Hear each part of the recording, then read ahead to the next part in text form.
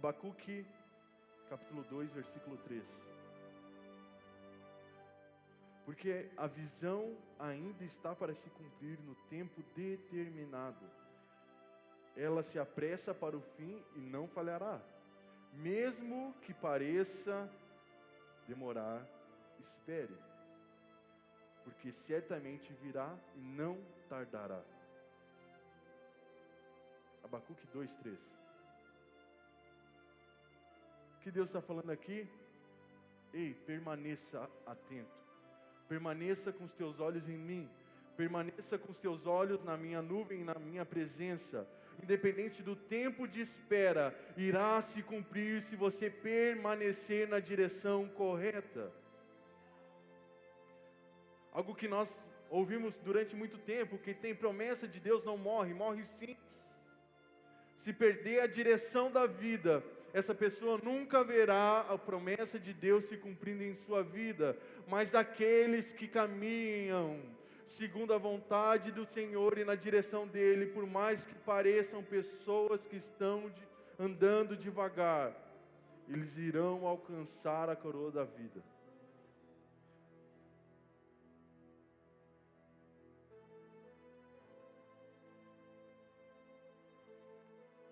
A caminhada cristã, meu irmão, não é uma corrida. Eu vi isso de uma pessoa hoje.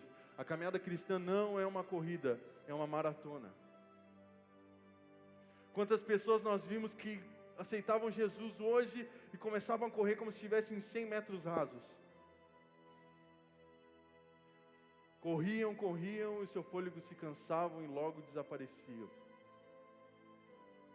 E muitas vezes aquelas pessoas que parecem que estão se desenvolvendo de uma maneira lenta e vagarosa, são aquelas que muitas vezes nós voltamos ao local e dizemos: "Ó, você está aqui ainda?" Porque a pessoa não perdeu o ritmo e não perdeu a nuvem da presença de Deus.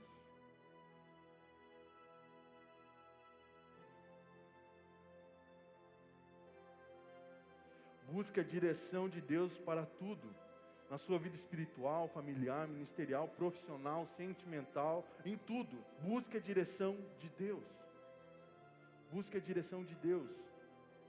Eu quero falar um negócio agora aqui para quem vai casar, para quem pensa em casar um dia, ou para quem já está casado. Um dia eu e a Ju, a gente conversando, a gente estava noivo, a gente disse: não temos nada para colocar dentro de casa. E aí? Quem casa quer casa. A gente não tem condições. A gente não ganha o suficiente para poder comprar as coisas. O pastor da Marlene está dando risada. O que eu e a Ju fizemos? Vamos orar. Melhor coisa que pode fazer. Oramos. E Deus nos deu uma ideia. Deu ideia para a Ju, na verdade. Faz um caderno e recorta tudo aquilo que tu deseja para ter dentro da tua casa. E vocês orem em cima disso até o casamento. Ela chegou com aquela revistinha para mim, cheio de recorte de panfleto de loja. Era um móvel de outro lugar. Parecia parecia coisa de criança. E a gente começou a orar. Uma semana ela orava em cima daquilo, e na outra semana eu. A nossa oração final era sempre assim: Deus, faça a tua vontade. O Senhor sabe o que é melhor para nós. Irmãos, não é mentira que eu vou falar, mas nós ganhamos tudo para dentro de casa. Tudo que estava dentro daquela carta que a gente fez. Porque nós decidimos olhar para a nuvem e depender do Senhor. É isso que muitas vezes nós precisamos. Às vezes nós fazemos planos e muitas coisas, e a última pessoa que nós consultamos é a Deus. É aquilo que eu falei. Às vezes a nuvem da presença do Senhor está indo para um lugar e nós estamos indo para o outro, dizendo para ela: vem, me segue. Quando é o contrário. Eu vou repetir de novo, tá? A direção é mais importante que a velocidade. A direção é mais importante que a velocidade.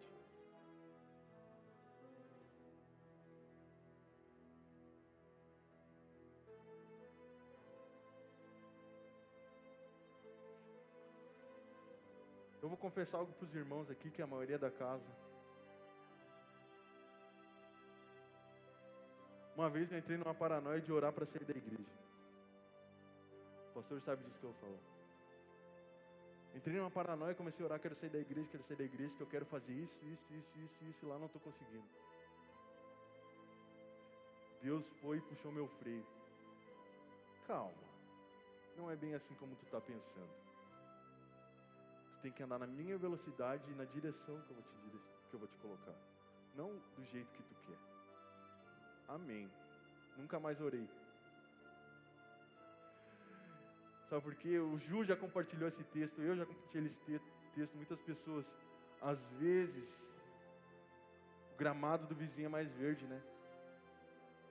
Na igreja do fulano é assim, do Beltrano é assado, lá vou ter liberdade de fazer isso e aquilo. Mas infelizmente, poucos se dispõem na caminhada cristã a fazer algo fora do normal, fora da curva, algo que precisa e exige sacrifício.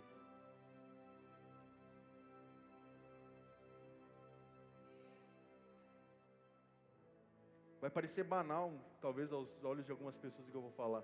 E eu não precisava falar isso, a pessoa sabe que eu não preciso falar isso. Mas tem testemunhas aqui. A pastora Nádia chegou cedo hoje na igreja, né, pastora? Fazendo um monte de coisa. Abriu mão do trabalho para estar aqui na igreja organizando algumas coisas. Ah, missionário, mas ela pode. Amém? Mas e o que tu pode sacrificar para o Senhor? Eu não posso cobrar o mesmo nível de sacrifício que eu tenho na sua vida. A pastora Nádia não pode exigir o mesmo tipo de sacrifício que ela faz na vida dela, na tua vida. Cada um de nós tem algo a sacrificar para o Senhor, como o Juliano estava falando aqui, sobre organizar o altar. Muitas vezes nós não sacrificamos as coisas na nossa vida, porque nós somos desorganizados perante o Senhor. Aí quando nós vemos alguém alcançando a terra prometida, alcançando a direção correta, nós começamos a nos questionar e dizer, Deus, quando vai ser eu? É que você não para ouvir, muitas vezes nós aprendemos errado, que oração é só nós que falamos e não ouvimos a Deus. Mas se você se calar por um instante e buscar ouvir o Senhor vai dizer, ei, te organiza primeiro para mim poder te direcionar. Altar bagunçado não gera sacrifício aceito ao Senhor. Vamos voltar ao texto. A direção é mais importante que a velocidade. João 14, 16 e 17.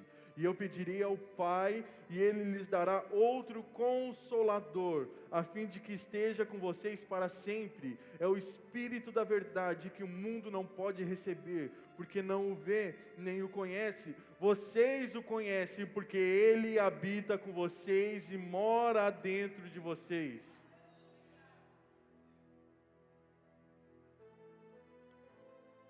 Testemunho pessoal. Quando Deus fala comigo, como vocês já viram algumas vezes o pastor falar sobre esse testemunho, quando Deus fala comigo, eu estava ganhando bem na empresa onde eu estava trabalhando, estava investido no negócio junto com um amigo meu. Só que Deus muda as circunstâncias para que a gente possa viver o propósito. Deus muda as situações para que nós possamos voltar à direção correta. Meu irmão, se for necessário, Deus, Ele dá um 360 na sua vida, para que você volte a viver o propósito dEle e caminhe na direção correta. Eu não quero missionário.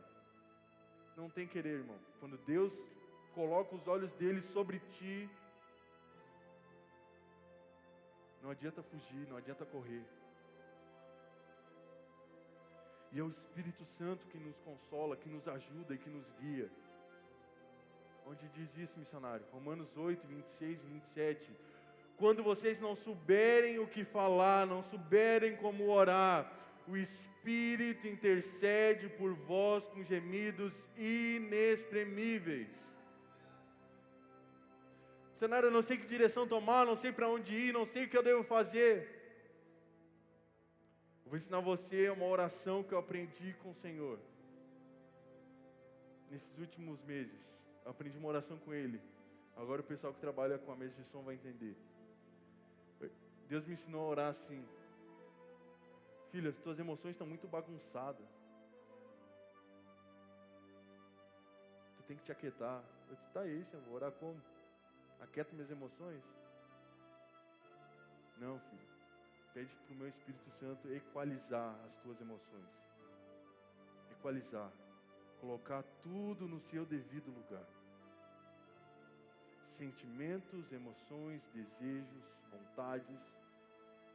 Às vezes nós não vivemos o propósito de Deus, porque a nossa vontade fala mais alto do que a vontade de Deus, ou os nossos sentimentos, ou as nossas emoções.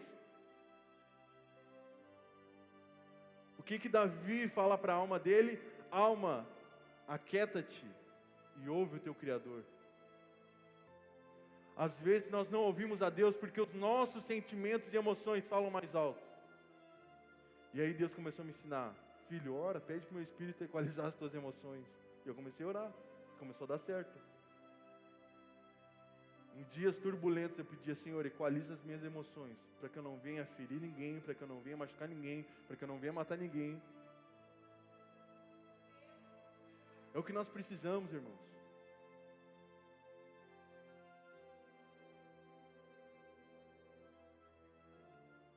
Vamos para o último ponto, eu estou encerrando já. Visão. A nuvem apontava uma coisa: o cumprimento da promessa da chegada à terra prometida. Não entendeu? Quando você contempla a presença de Deus, tem discernimento do tempo e do modo, da direção que você está tomando, consequentemente, Deus te carrega de uma esperança cheia de vitória e convicção de vitória. Vou explicar de novo, talvez você não entendeu. Quando os nossos olhos estão atentos à nuvem, à presença de Deus, nós teremos discernimento do tempo e do modo que estamos vivendo, da direção que nós estamos tomando, e isso automaticamente renova as nossas esperanças e carrega-nos de uma esperança cheia de convicção de vitória.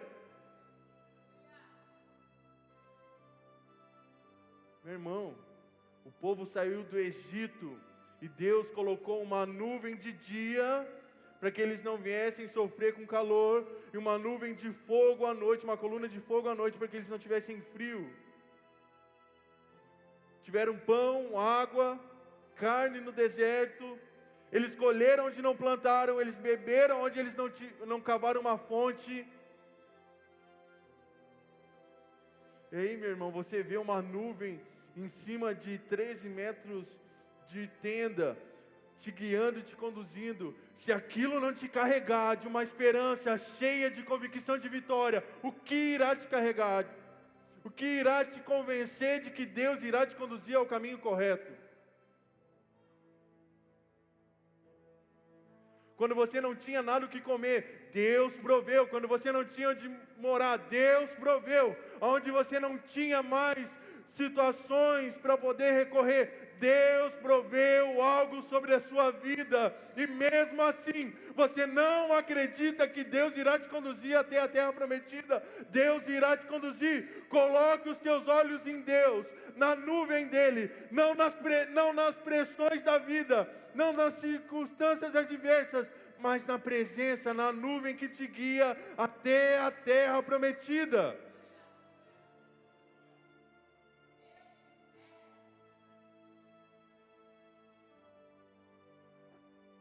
Vocês estão entendendo?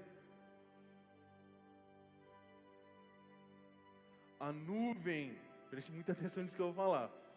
A nuvem, a presença de Deus, vinha carregada de uma coisa. Não entendeu? A nuvem vinha carregada de glória, porque quando a nuvem repousava sobre a tenda, a glória tomava o tabernáculo. Quando os teus olhos estão atentos à presença do Senhor, e você está na presença do Senhor, toda a glória dele toma conta onde você estiver.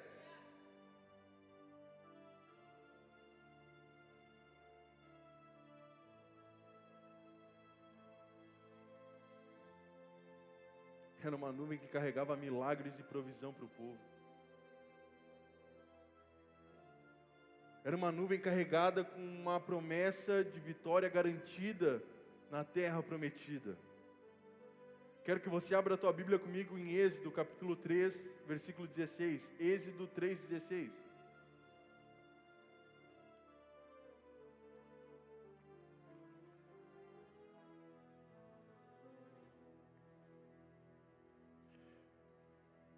E prometi tirá-los da aflição do Egito e levá-los para a terra do Cananeu, do Eteu, do Amorreu, do Ferizeu, do Eveu e do Jebuseu, para uma terra que mana leite e mel. Vou falar de novo, irmão. É muito forte isso. E prometi tirá-los da aflição do Egito e levá-los para uma terra que mana leite e mel. Vai e reúna os anciões de Israel e diga-lhes: o Senhor, o Deus dos seus pais, o Deus de Abraão, o Deus de Isaque e o Deus de Jacó, me apareceu dizendo: em verdade eu vos tenho visitado e visto o que tem sido feito com vocês no Egito.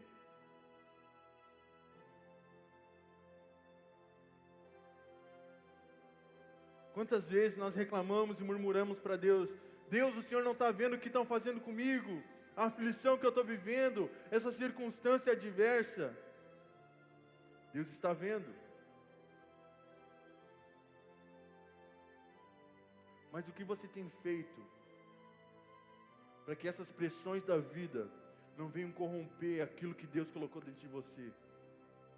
Deus colocou dentro de você, meu irmão, como diz, se eu não me engano, em Tiago, um espírito de fortaleza, de coragem, de amor. Nós somos daqueles que avançam e não retrocedem. As pressões da vida não podem te parar, meu irmão.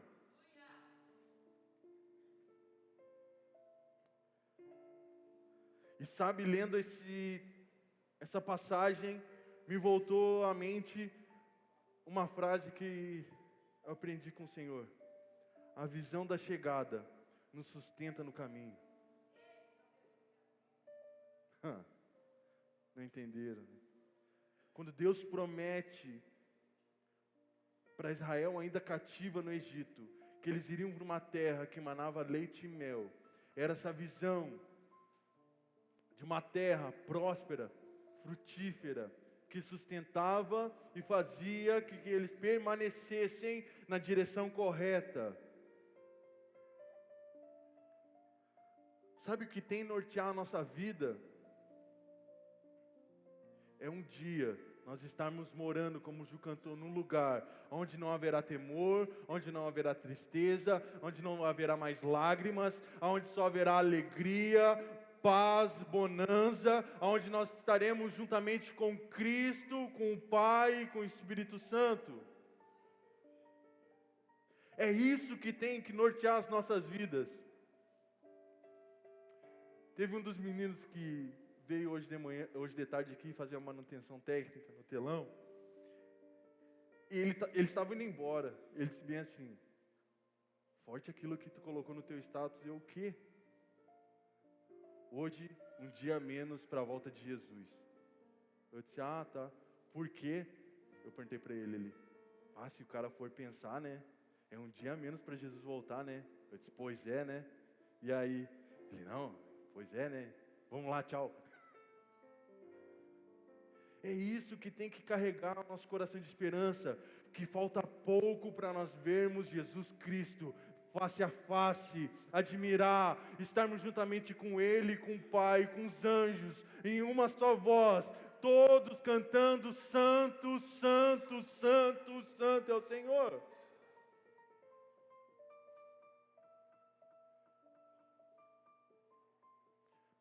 Eu vou fazer algo que talvez muitos pastores não aconselhem, mas eu quero aconselhar você: leia Apocalipse, principalmente os últimos capítulos, e veja a cidade maravilhosa, que não é o Rio de Janeiro, mas a cidade maravilhosa que te espera na eternidade, a nova Jerusalém. Nem olho viu, nem ouvido ouviu aquilo que Deus preparou para aqueles que o amam. Vamos lá, igreja. A visão da chegada nos sustenta no caminho.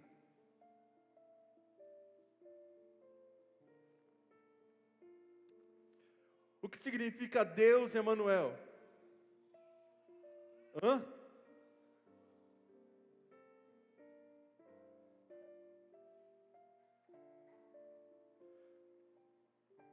Então, se Deus é conosco, nós podemos estar passando dificuldade financeira, dificuldade no casamento, dificuldade no trabalho, dificuldade na rua, dificuldade num monte de lugar. Mas se nós andamos com Emanuel, Deus conosco, aonde nós estivermos, pode estar debaixo de tempo ruim, Deus é conosco, porque Ele é o nosso Pai.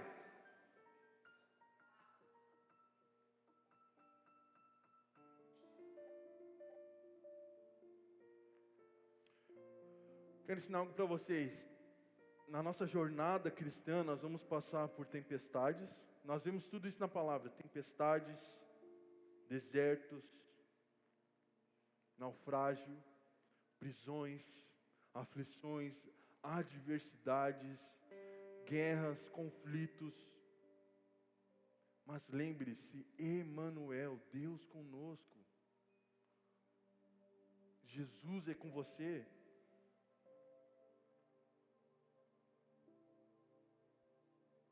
Quero que vocês se coloquem de pé.